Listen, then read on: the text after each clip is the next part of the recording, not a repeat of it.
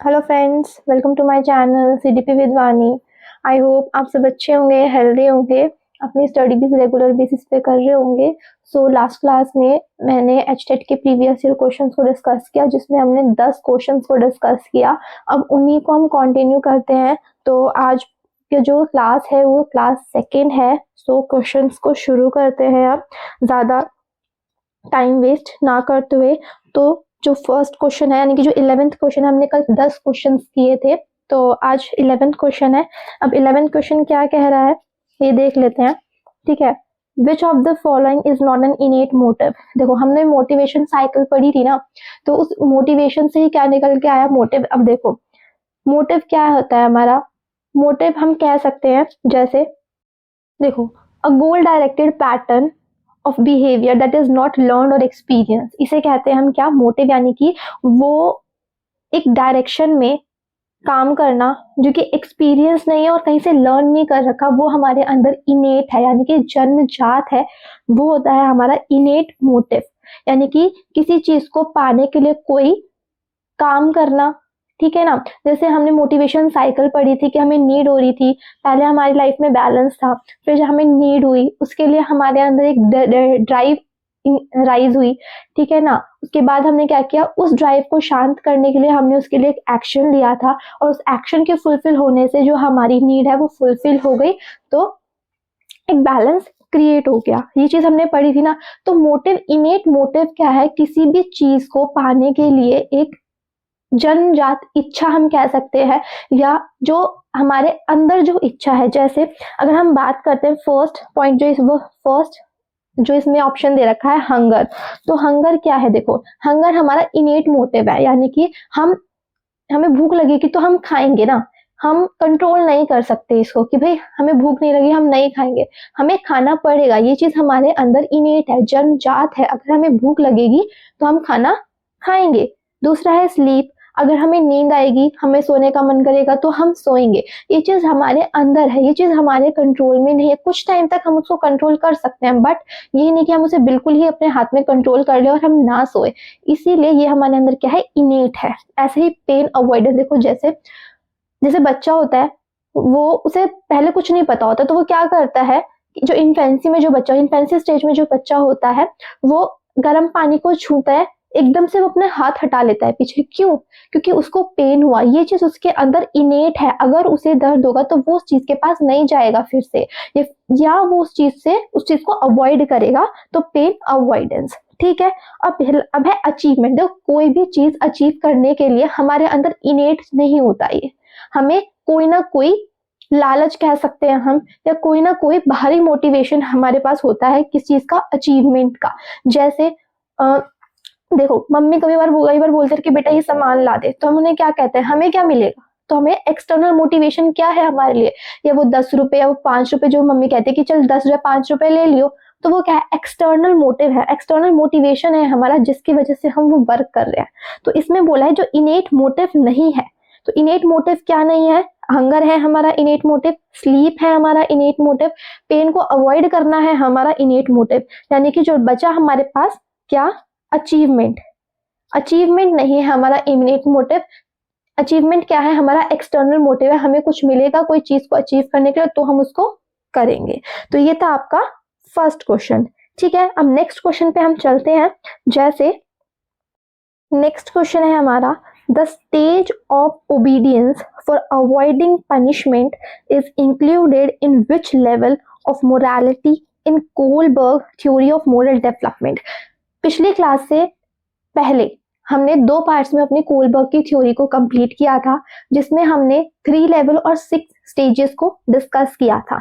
उसी से रिलेटेड हमारा ये क्वेश्चन है। सबसे पहले हम देख लेते हैं वो 3 लेवल्स और 6 स्टेजेस क्या थी, ठीक है। सबसे पहला जो लेवल था हमारा वो था प्री कन्वेंशनल लेवल, जिसमें हमारी 2 स्टेजेस आती हैं। एक अवॉइडिंग पनिशमेंट, जिसकी वजह से जो बच्चा है ओबीडियंट है, चीजों को मानता है पनिशमेंट को अवॉइड करने के लिए।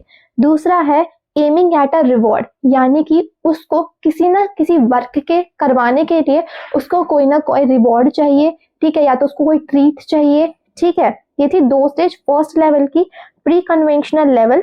ठीक है, तो इसी लेवल से आपका जो क्वेश्चन है वो क्लियर हो जाएगा कि इन्होंने बोला है द स्टेज ऑफ सजा से बचने के लिए आज्ञाकारिता की अवस्था को कोल्डबर्ग के नैतिक विकास के सिद्धांत में नैतिकता के किस स्तर में सम्मिलित किया गया है, यानी कि पनिशमेंट को वो अवॉइड करना चाहता है, इसीलिए वो ओबीडियंट है, आज्ञा का पालन कर रहा है, ठीक है, बात को मान रहा है। तो ये कौन सा लेवल है कोलबर्ग की थ्योरी का, जो हमने अभी पढ़ा, प्री कन्वेंशनल मोरालिटी, जो हमारा फर्स्ट लेवल है, ठीक है, जिसमें हमें 2 स्टेजेस मिली है। फर्स्ट स्टेज जो है वो है ओबीडियंस फॉर, किस लिए, अवॉइडिंग पनिशमेंट, और सारी स्टेज भी हम डिस्कस कर लेते हैं इसमें, ठीक है। जो सेकंड लेवल है कन्वेंशनल लेवल, इसमें जो थर्ड स्टेज है हमारी वो है गुड बॉय गुड गर्ल की। या तो गुड बॉय और गुड गर्ल एटीट्यूड रखते हैं वो, क्योंकि उनको क्या चाहिए, प्रेजल चाहिए, ठीक है, उनको कह सकते हैं उन्हें जो दूसरों से उन्हें प्रेज की चाहिए, उन्हें दूसरों से, ठीक है ना, कि उनकी तारीफ हो, उनको सब अच्छा कहे, गुड गर्ल, नाइस गर्ल, इस तरीके से उन्हें बोले, ठीक है। फोर्थ स्टेज आ जाती है loyalty to law and order, यानी कि रूल्स आर रूल्स। इसमें बच्चे की मोरालिटी क्या होती है, भाई अगर गलती करी है तो तुम्हें सजा मिलेगी, रूल्स आर रूल्स, ठीक है। फिर आ जाता है हमारा post conventional level, level third, जिसमें हमारा justice and spirit of law और यूनिवर्सल प्रिंसिपल ऑफ एथिक्स। देखो जस्टिस, इस जो हमारा फिफ्थ स्टेज है उसमें क्या है कि लोगों की हेल्प के लिए जो हमारे लॉज या रूल्स हैं उनमें फ्लेक्सिबिलिटी होनी चाहिए, यानी कि उनको चेंज करा जाना चाहिए, ठीक है। जैसे हमने हाइंस डिलेमा में पढ़ा था कि उसने क्या किया, दवाई को चुरा लिया था, बट उसमें क्या था, उसकी जो वाइफ थी उसकी तबीयत खराब थी, तो इसीलिए उसने चोरी की। तो इस केस में लॉ चेंज हो सकता है कि भाई केमिस्ट भी उसके साथ गलत कर रहा था, लॉ को फ्लेक्सिबिलिटी ला सकते हैं हम लॉ में कि भाई उस केमिस्ट ने भी गलत किया, इसलिए हाइंस को सजा नहीं मिलनी चाहिए। इस टाइम ये मोरालिटी होती है एक बच्चे के अंदर, ठीक है। जो सिक्स्थ स्टेज है वो है यूनिवर्सल प्रिंसिपल ऑफ एथिक्स, यानी कि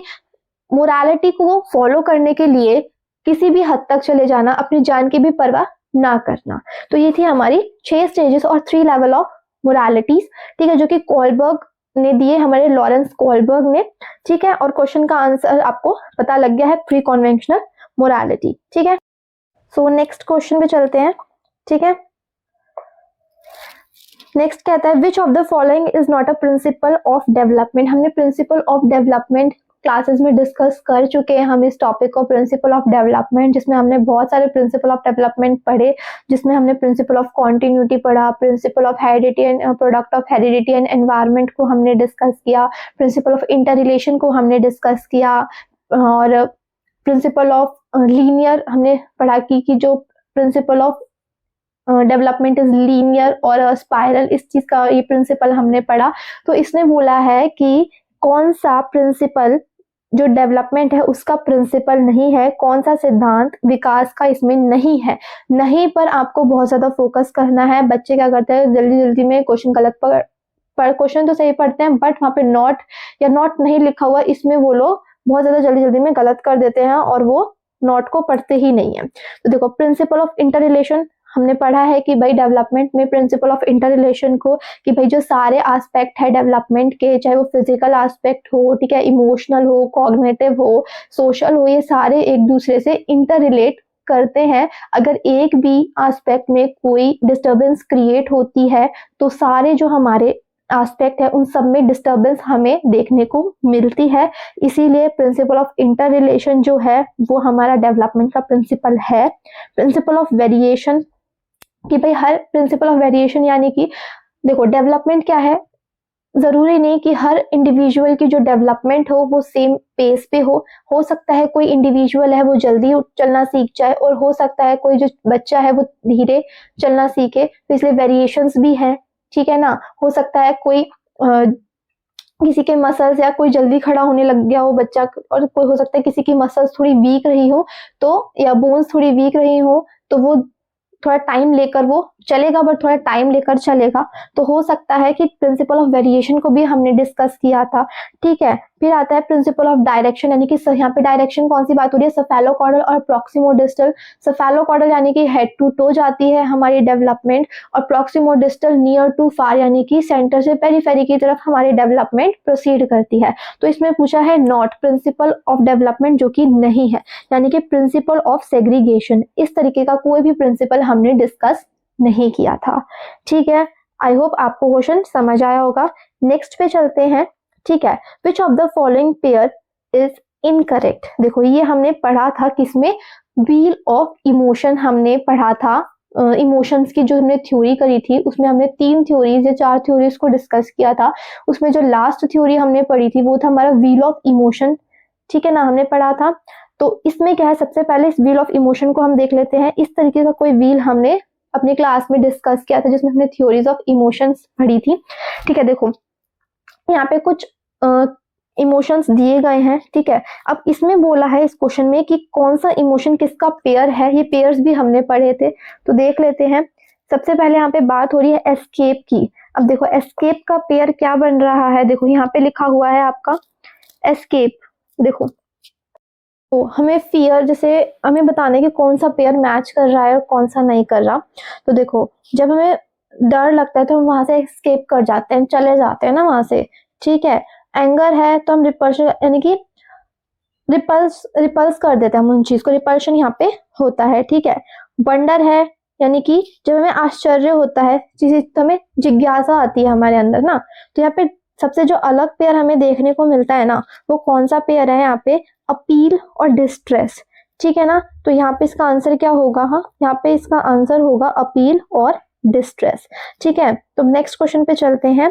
फिर इसे नेक्स्ट क्वेश्चन क्या कह रहा है देखते हैं। A teacher taught to the students that plural of girl is girls. With this learning, the student make plural of woman is women's. This is an example of which type of transfer of learning। देखो यहाँ पे एक teacher है, उन्होंने students को सिखाया कि plural form of girl girls होता है। ठीक है, फिर स्टूडेंट्स से पूछा गया कि वुमेन का क्या होगा, तो स्टूडेंट्स ने बोला वुमेन्स। क्यों, तो ये कौन सी ट्रांसफर ऑफ लर्निंग है, तो ये है नेगेटिव ट्रांसफर ऑफ लर्निंग। अब ये नेगेटिव ट्रांसफर ऑफ लर्निंग क्यों है, देखो यहाँ पे 3 टाइप की लर्निंग आपको देखने को मिलती है, एक पॉजिटिव लर्निंग, एक नेगेटिव लर्निंग, एक जीरो लर्निंग। देखो पॉजिटिव लर्निंग होती है आपने कोई चीज लर्न करी और वही लर्निंग आपके किसी दूसरे वर्क में, दूसरी लर्निंग में वो आपको सपोर्ट कर रही है, तो ये तो हो गई पॉजिटिव लर्निंग। ठीक है, नेगेटिव लर्निंग हो गई कोई लर्निंग जो आपने पहले करी है वो एक हर्डल क्रिएट कर रही है आपकी नेक्स्ट लर्निंग को करने में। ठीक है, और जीरो लर्निंग हो गई दोनों ही लर्निंग अपना इंडिविजुअल वर्क कर रही है, ना तो कोई इफेक्ट कर रही है और ना कोई सपोर्ट कर रही है। तो ये होते हैं हमारे क्या, पॉजिटिव लर्निंग, नेगेटिव लर्निंग और जीरो लर्निंग। पॉजिटिव लर्निंग का अगर मैं आपको एग्जांपल दूं तो पॉजिटिव लर्निंग हो गया, देखो आपने साइकिल चलाना सीखी बचपन में, तो वही साइकिल चलाना आपको आगे जाके स्कूटी चलाने में हेल्प करेगी, तो ये तो क्या होगी पॉजिटिव लर्निंग। ठीक है, पॉजिटिव लर्निंग हो गई। और अगर हम नेगेटिव लर्निंग की मैं बात करूं, देखो इंडिया में क्या होता है, जो कार्स होती हैं उनमें जो ड्राइवर सीट जो होती है ना, वो कौन से हैंड की साइड होती है, वो left hand side sorry right hand side होती है। बट हम फॉरेन की बात करें तो वहां पे जो ड्राइवर सीट होती है वो लेफ्ट हैंड साइड होती है। तो जब हम वहां पे जाके ड्राइव करेंगे तो जो हमारी पहले लर्निंग थी राइट हैंड की, वो हर्डल क्रिएट करेगी नेक्स्ट लर्निंग में जो कि हम लेफ्ट हैंड से करेंगे। तो ये क्या हो गई, नेगेटिव ट्रांसफर ऑफ लर्निंग हो गई। अब जीरो लर्निंग की बात करें ना, जैसे आपका साइकिल चलाना है उससे आपका कार चलाने से कोई मतलब नहीं है, आपका कार चलाना जो है वो आपके साइकिल चलाने से कोई मतलब नहीं है, तो ये है जीरो ट्रांसफर ऑफ लर्निंग। तो इसमें क्या हो रहा है कि जो गर्ल को गर्ल्स बताया, तो ये जो लर्निंग है वो बच्चे की नेक्स्ट लर्निंग में, यानी कि वुमेन को वुमेन्स वो कह रहे हैं, ये लर्निंग को करने में वो एक हर्डल क्रिएट कर रही है। ठीक है ना, तो इसीलिए यहाँ पे क्या हो रहा है, नेगेटिव ट्रांसफर ऑफ लर्निंग हो रहा है। ठीक है, अब हम नेक्स्ट क्वेश्चन पे चलते हैं। देखो developing creativity in children is related to which dimension of development. अब हमें इसमें बोल रहा है कि जो बच्चे की क्रिएटिविटी है वो कौन से डेवलपमेंट के डायमेंशन से रिलेट करती है। हमने फिजिकल पढ़ा, कॉग्निटिव, सोशल, मोरल, हमने 3 4 चीज पढ़ी है। तो जो क्रिएटिविटी होगी वो कहाँ पे मिलेगी? हमने पढ़ा था क्रिएटिविटी हमारी ब्रेन में होती है, ठीक है, और ब्रेन के राइट ब्रेन में हमारी क्रिएटिविटी पाई जाती है। और जो ब्रेन है, ब्रेन का रिलेशन किससे है? हमारे कॉग्निटिव से, हमारे मेंटल से, है ना। तो इसीलिए जो हमारा क्रिएटिविटी, डेवलपिंग क्रिएटिविटी जो हमारा रिलेटेड होगा वो होगा हमारा मेंटल से। ठीक है, समझ आया? आई होप आप कनेक्शन बना पा रहे होंगे कि देखो क्रिएटिविटी हमारे ब्रेन में मिलती है, हमने पढ़ा था राइट ब्रेन में मिलती है, ठीक है ना। और जो ब्रेन है वो हमारा किससे रिलेटेड है? हमारा कॉग्निटिव से, हमारा मेंटल प्रोसेस से, है ना। तो इसीलिए जो हमारा क्रिएटिविटी मिलता है वो हमारे मेंटल डायमेंशन में मिलेगा। ठीक है, नेक्स्ट क्वेश्चन पे चलते हैं अब। ठीक है, तो नेक्स्ट क्वेश्चन क्या कह रहा है हमारा? Which one of the following is an projective technique of personality measurement. देखो कि प्रोजेक्टिव टेक्निक यानी कि जिसमें बच्चा एक्टिव हो, ठीक है, बच्चा कोई प्रोजेक्ट कर रहा हो, ठीक है, चाहे वो हम उसे कोई एक्टिविटी दे रहे हो, यहाँ पे बच्चा एक्टिव होगा और बच्चे की पर्सनालिटी को हमें मेजर करना है। तो कौन सा जो हमारा टेक्निक है वो सबसे ज्यादा यूजफुल या कह सकते हैं सबसे ज्यादा वर्क करेगा? यहाँ पे देखो, सबसे पहले हम नीचे से स्टार्ट करते हैं ऑब्जर्वेशन। इसमें क्या करेगा भाई? बच्चा सिर्फ, हम बच्चे को ऑब्जर्व करेंगे तो सिर्फ हमारा उसको बाहरी हम उसको देख सकते हैं, मतलब पूरी तरीके से हम बच्चे की पर्सनालिटी को यहाँ पे नहीं कर पाएंगे असेस, ठीक है, यहाँ मेजर। फिर आते हैं हम ऑटोबायोग्राफी से भी हम नहीं कर पाएंगे। इंटरव्यूज में क्या भाई? बच्चा है, कुछ भी बोल सकता है, अभी बच्चा इतना तो कह सकते हैं मैच्योर नहीं है ना यहाँ पे, ठीक है, तो इंटरव्यू भी यहाँ पे हमारा नहीं होगा। ठीक है, अभी तीनों ही नहीं हो तो रह क्या गया हमारा? Play and drama. देखो, अब प्ले एंड ड्रामा करते वक्त बच्चे का हर सेंस यूज होगा, बच्चे की लीडरशिप क्वालिटी यूज होगी, ठीक है, बच्चों के दूसरे बच्चों के साथ कितना कोऑर्डिनेट कर पा रहा है उससे हम ये देख सकते हैं। ठीक है, ड्रामा है वो दूसरे के रोल को प्ले कर रहा है, तो वो किस तरीके से उस रोल को प्ले कर रहा है, पांचों सेंसेस से वो किस तरीके से वर्क कर रहा है। तो यहाँ पे जो है बच्चे की होलिस्टिक पर्सनालिटी, जो बच्चे की ओवरऑल पर्सनालिटी है उसको बहुत अच्छे से मेजर किया जा सकता है हर लेवल पर, चाहे वो फिजिकल लेवल पे हो, चाहे वो इमोशनल लेवल पे हो। बच्चा सोसाइटी मतलब दूसरे बच्चों से किस तरीके से वो सोशली बैलेंस कर पा रहा है कि नहीं कर पा रहा। तो इसीलिए जो यहाँ का इस पे आंसर होगा वो होगा हमारा प्ले एंड ड्रामा। ठीक है, आई होप आपको क्वेश्चन समझ आया होगा। नेक्स्ट क्वेश्चन पे चलते हैं। ठीक है, army alpha test of intelligence is a type of, देखो जो आर्मी अल्फा टेस्ट है ना एक टाइप का इंटेलिजेंस टेस्ट है। अब देखो जो आर्मी अल्फा टेस्ट है किस टाइप का इंटेलिजेंस टेस्ट है हम ये देख लेते हैं। ठीक है, देखो जो आर्मी अल्फा टेस्ट है ना इनको रॉबर्ट यर्क्स ने दिया था। किसने दिया था? पहले हम ये लिख देते हैं, जो आर्मी अल्फा टेस्ट है वो रॉबर्ट यर्क्स ने दिया था। ये किसके लिए दिया था? ये जो टेस्ट है ये जो आर्मी के सोल्जर्स थे जो मिलिट्री से रिलेटेड है उनके लिए दिया था, उनके इंटेलिजेंस को चेक करने के लिए, लैंग्वेज की इंटेलिजेंस, यानी कि हम कह सकते हैं जो आर्मी अल्फा टेस्ट है किस टाइप का टेस्ट इन्होंने बोला है। तो जो आर्मी अल्फा टेस्ट होता है ये हमारा वर्बल ग्रुप टेस्ट होता है। कौन सा होता है? Verbal group test. वर्बली यहाँ पे चीजें होती हैं लैंग्वेज से रिलेटेड स्पोकन फॉर्म में, तो ये होता है हमारा वर्बल इंटेलिजेंस टेस्ट। ठीक है, जो कि army alpha test of intelligence है। एक होता है आर्मी बीटा टेस्ट, उसमें क्या होता है वो हमारा नॉन वर्बल होता है, यानी कि वो हमारा नॉन वर्बल ग्रुप टेस्ट होता है। उसमें एक इंडिविजुअल से एक्टिविटीज वगैरह कराकर उससे उसकी इंटेलिजेंस को चेक किया जाता है। और जो हमारा आर्मी अल्फा टेस्ट है इसमें स्पोकन फॉर्म में, वर्बल फॉर्म में इंटेलिजेंस लेवल को चेक किया जाता है। ठीक है, चलते हैं नेक्स्ट क्वेश्चन पे। ठीक है, सो नेक्स्ट क्वेश्चन क्या कह रहा है? The difference in attitude, interest, achievement and learning style of a learner indicate which type of difference. देखो डिफरेंसेस किस किस में? एक इंडिविजुअल के एटीट्यूड में, इंटरेस्ट में, आइडियाज में, थॉट्स में, ठीक है, उसके पेस में, हम कह सकते हैं उसकी अचीवमेंट में, उसके लर्निंग स्टाइल में जो डिफरेंसेस पाए जाते हैं, ठीक है, या जो लर्निंग स्टाइल है लर्नर का वो उसे हम क्या कहते हैं? विच टाइप ऑफ डिफरेंस हम देखने को मिलेगा। तो सोशल डिफरेंस है तो यहाँ पे नहीं होगा। ठीक है, हमने इसकी बात करी है। देखो सोशल में तो सिर्फ हमारे आज कि भाई बच्चा है उसका बिहेवियर किस तरीके से, दूसरों के साथ वो बात किस तरीके से करता है। यहाँ पे हमारा ओवरऑल एटीट्यूड वगैरह, इंटरेस्ट, ये सारी चीजें एक साथ नहीं आएंगी हमारी सोशल में। अगर हम लर्निंग डिफरेंसेस में भी बात करते हैं तो यहाँ पे सिर्फ लर्निंग की यहाँ पे बात हो जाती है।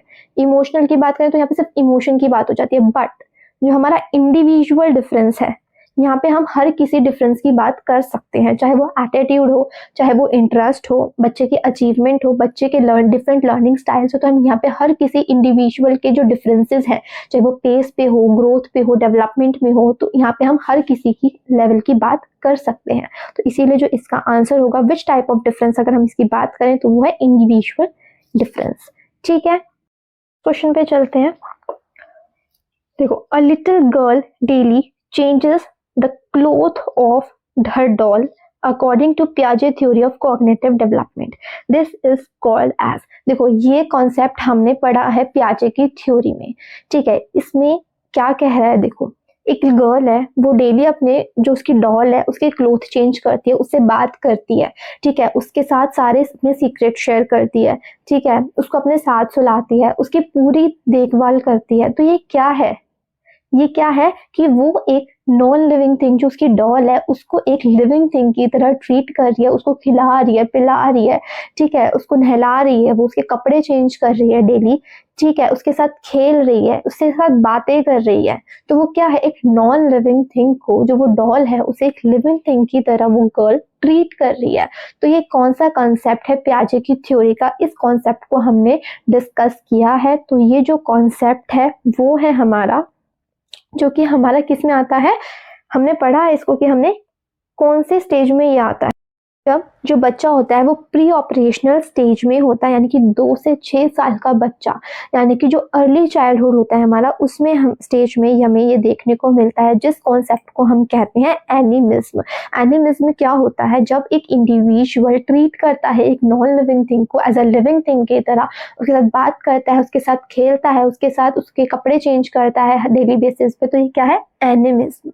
ठीक है ना, तो इसका जो आंसर होगा वो होगा एनिमिज्म। ठीक है, तो ये थे हमारे आज के 10 क्वेश्चन, जो कि आपके एग्जाम के पॉइंट ऑफ व्यू से बहुत ज्यादा इंपॉर्टेंट है। ठीक है, सो आज का वीडियो हम यहीं स्टॉप करते हैं, अब मिलेंगे नेक्स्ट वीडियो में। ठीक है, सो अगर वीडियो अच्छा लगा हो तो please like, subscribe and share. Thank you.